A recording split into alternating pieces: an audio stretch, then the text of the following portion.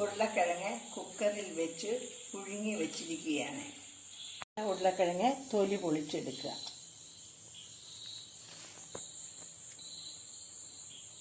ഉരുളക്കിഴങ്ങ് നന്നായി ഉടച്ചെടുക്കുക.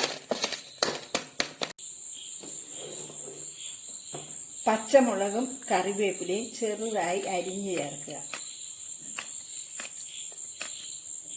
ആവശ്യമായ സാധനങ്ങൾ: സ്വല്പം മഞ്ഞൾപ്പൊടി,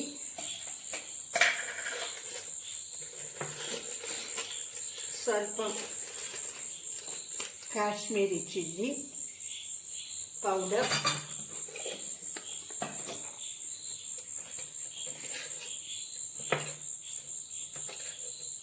സ്വല്പം സോൾട്ട്.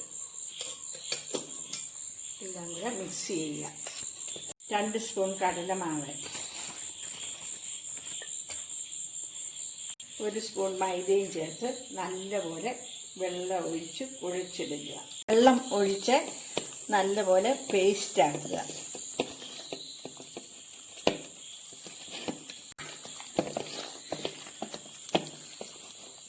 ഞാനിത് ഒരു പ്ലാസ്റ്റിക് കൂടെടുത്ത് അതിലേക്ക് നിറയ്ക്കുവാൻ പോവുകയാണ്.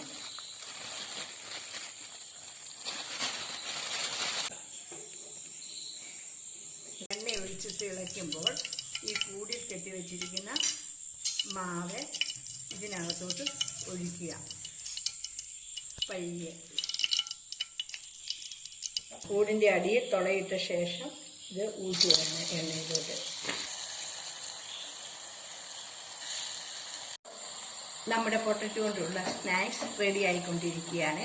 ഇതുപോലുള്ള വീഡിയോ ലഭിക്കുന്നതിനായി ഈ ചാനൽ സബ്സ്ക്രൈബ് ചെയ്യുക.